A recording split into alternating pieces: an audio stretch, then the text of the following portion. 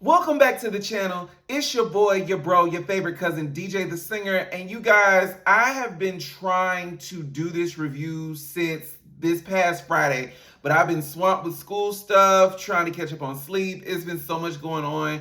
I got a lot to share with you guys, so we're just gonna go ahead and dive in. We are reviewing episode 1 of season 2 of the Braxtons. Now, if you're like me, I tried to get through last season. I really did, but it was really sad, really depressing, and it just felt like it just dragged on and on. It felt like in more ways than one, they were using Tracy as a form of a storyline. It's like nobody else had anything else going on. We're just going to solely talk about Tracy. We're going to focus on little Kevin, and we're going to somehow or another try to make some content out of this for a show. And it honestly lost me, maybe after a couple of episodes. So we're going to see what season 2 is bringing. So if you're returning, hey cousin, and if you're brand new here, go ahead and hit that like button, hit that subscribe button, and turn on your notifications so you can be the first to be notified when I drop new content. Because I'm telling you now, there's no channel like mine anywhere on these YouTube streets. This is my review of the Braxtons season 2, episode 1. You show me, I will do it. Baby, if you teach me how to love you, I will do it. All the pain you've been through, I refuse to take you through it. Baby, if you teach me how to love you, I will do it. I promise I'll prove it. Such a alien pain. The episode opens up with the sisters having dinner, basically kind of giving a foreshadowing as to what we're going to expect this season. The sisters are having dinner, and I recently talked about this on a previous video when the first trailer came out about how Tony was like, I'm a heavyweight, don't F with me, Tamar Braxton. And I said, I don't know what Tamar did for Tony to go off, but whatever it is, Tamar did it.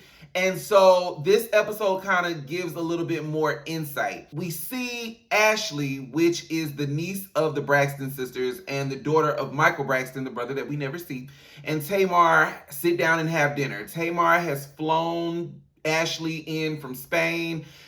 Ashley's been gone from the States 10 years, and she has no intention on returning.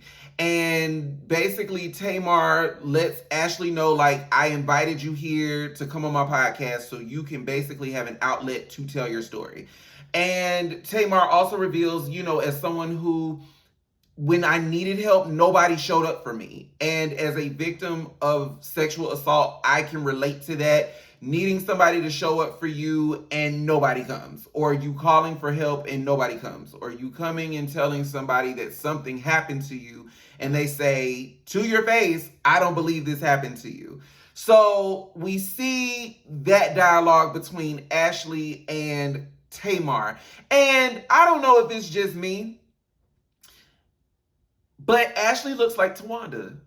And, you know, follow me. Just follow me.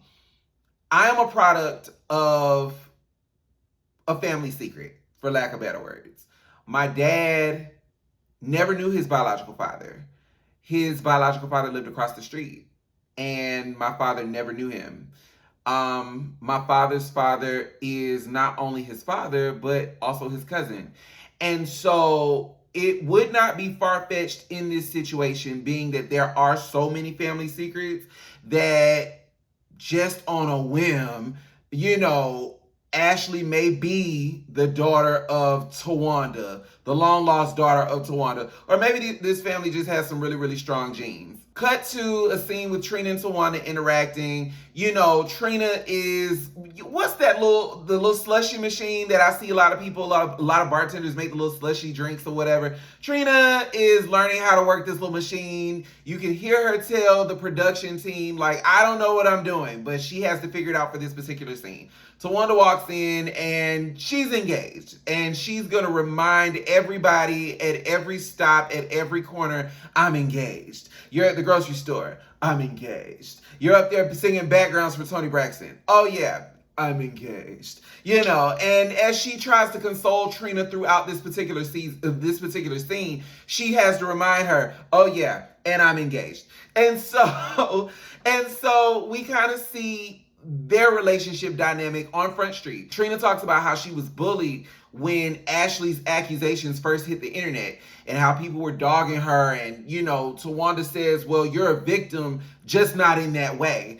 And one thing that I tend to listen for when people say certain things, I tend to listen to not just what they say, but what they're not saying. And one thing that Trina never said was that she was not the aunt that stopped speaking to Ashley. So, and even looking at some of her interviews over the past week, I've noticed that she's kind of been on the defense of Gabe, which to me is absolutely insane, because for every reason, Gabe should have been kicked to the curb a long time ago.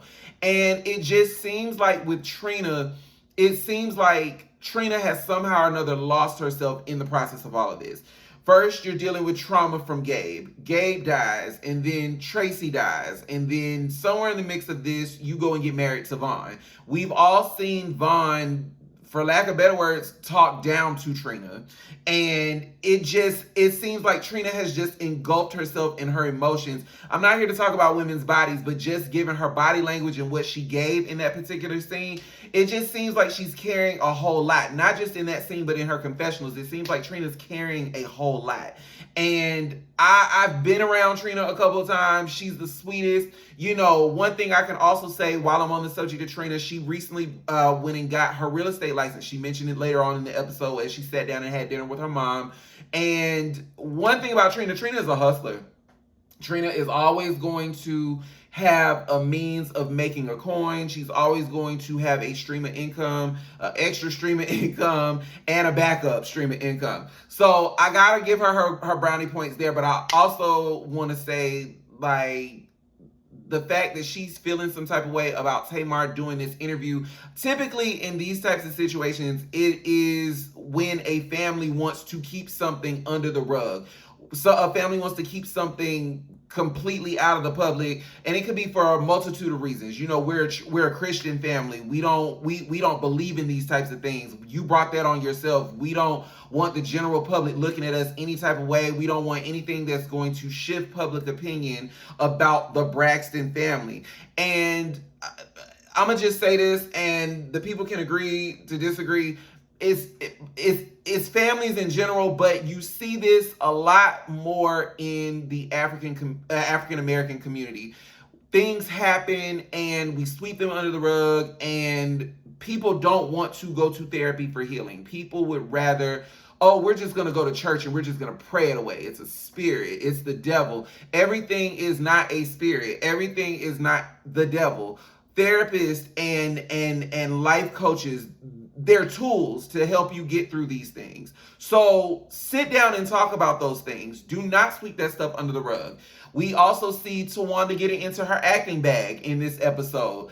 I am not necessarily sure how I feel about Tawanda as an actress. I feel like Tawanda, for a long time after she stopped being Toni Braxton's assistant, I feel like for a long time Tawanda has tried to find her footing in the realm of entertainment, from being the coach of the Secret Squirrels, to, you know, getting into her acting bag and moving to LA and taking acting classes, you know, to now she's doing a scripted film. You know, I just want Tawanda to find her thing. I want Tawanda to find her thing. I've watched her on YouTube. She seems to be very successful doing her vlogs on YouTube, the Ladybug Vlogs. I think that's the name of it.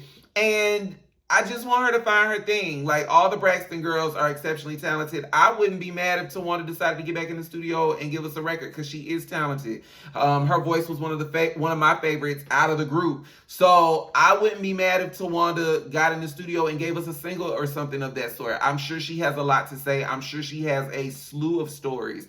I wouldn't even mind if she got on and wrote a book, or, you know, gave us a weekly story time. You know, like I said, the Braxton girls, one thing I can say about those Braxton girls, they are all equally talented, but they are all carrying some form of trauma, unresolved trauma from their mama. It's a given. We've seen it since episode 1. Their mama got cheated on by their daddy and she never forgave them, and the girls got the brunt of that. And so you see it play out in each one of their lives. You can't deny it. It's undeniable. Just putting it out there. Tamar goes to a plastic surgeon, seemingly, to get these liquid butt shots. Now, again, I'm not policing women's bodies. I don't have a dog in the fight. I did all the cosmetic work I wanted to do. I went and got braces for a year and a half. And yeah, we're good there. But I feel like during the time where Tamar and K. Michelle were beefing real heavy back in like 2012, 2013, 2014, I feel like Tamar said something out of the way about K. Michelle having butt shots. K. Michelle was recently a guest on this show, and we spoke about her decision to remove her butt implants because they were making her sick. So ladies, since plastic surgery can be risky, do you think women in particular are willing to take that risk and go under the knife? You can't be thinking you're gonna go have plastic surgery on a Groupon. Exactly. Like you, The ain't no Botox plastic parties. surgery on sale. Yeah, exactly. Like, that's not gonna happen. Yeah. And if it's on sale, 9 times out of 10, you're not supposed to get it from the person that's having a sale The sale. on That's liposuction. Don't do that. Yeah. You know? And now for you to go and be laid up here getting these liquid butt shots, like it's giving real hypocritical, sis. And don't get me wrong, her boob job does look good, but ma'am, y'all saw it. Look later on in that episode where her staff and crew were backstage taking shots before they went on stage for the podcast. Tamar's ass looked like this in that jumper, okay? And then you got 30 syringes of fluid and you gonna let them stick that in your butt? Ma'am. Tamar reneges and she goes to the car and somehow or another she's just like, you know what? I ain't even gonna do them people like that. I done paid for it. We gonna get this done. And she ends up getting the procedure done. And I just get in the gym, get you a coach, get you somebody that knows what they're doing, get you somebody that's going to get you the results that are going to stay, not a temporary quick fix. Because that's literally what this is. This is a temporary quick fix. And by the looks of it, it didn't do what it was intended. So that's a good chunk of money down the drain. Listen, I tell these people all the time who go and get plastic surgery and such, if you're looking for a reason to just throw away some money, listen, I am a broke college student, okay? I'm trying to get my education, but I'm also, trying to get my music career off the ground. So, like, if you just want to give somebody some money, like, throw some money my way. Throw some dollars my way. I will not say no. I promise you. We also see the girls, or Trina anyway. We see Trina prepared to go to Tulum with Tawanda for her bridal shower, her bridal festivities. And so we're going to get into that later on this season. We also see Toni go to meet with a heavyweight in the film and TV industry. She is a consultant. And Toni talks about a film that she wants to be a part of, or that she's a part of, called Alimony. But she also talks about, just getting into her creative bag as a producer, co-producer. She wants to be behind the camera now. And as creatives, artists, we're not in the 90s anymore. It's so much more than just being a vocalist. It's so much more than just being the songwriter. Like, you gotta be the planner of your own tour. You got to be the creative director behind your own tour. You got to vocal produce your own vocals, and you should have an artist under your belt. You should be your own label. You got to be the content creator now. It's not enough to just have a hot song. You got to be a content creator. People want to see you. People want to, know the behind the scenes. They want to be in your face. They want to see you on camera. Whether you have just gotten up out the bed or you had time to wash your face and brush your teeth, they want to see you in a bonnet. They want to see you when your head's messed up. They don't care what you look like. They just want to see you. They want to feel some level of connection. They want something to connect to. So with Tony talking about she's going to get into her production bag, I'm all here for it. You know, we've seen her act not just in Kingdom Come, but we've also seen her in a couple of other films. It was one Lifetime film that she did that I actually really enjoyed her in. And like I said, it was about the school shooting. Well, anyway, Tony's exceptionally talented. I'm sure she's going to excel in that realm. Like I said, Tony is moving on up. She's almost 60. And while I would love another album from Tony Braxton, I think one is coming.